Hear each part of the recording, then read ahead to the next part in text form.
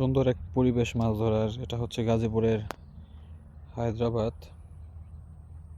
হায়দ্রাবাদ না কি জায়গার নাম ভাই এটার? শাহেদাবাদ, শাহেদাবাদ, হ্যাঁ, শাহেদাবাদ। সুন্দর একটা জায়গা মাছ ধরার। আমাদের এদিকে আসলে এরকম পরিবেশ পাওয়া যায় না মাছ ধরার। এই যে আমাদের ভাই পুঁটি মাছ ধরছে। ভাই দেখেন পুঁটি মাছটা, পুঁটি মাছটা দেখেন। এই তো দেশি পুঁটি,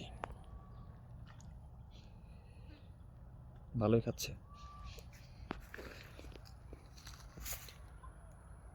মাঝখানে তো লোকগুলো বসে আছে, ওনারা একটু বড় মাছের আশায় মাঝখানে বসেন।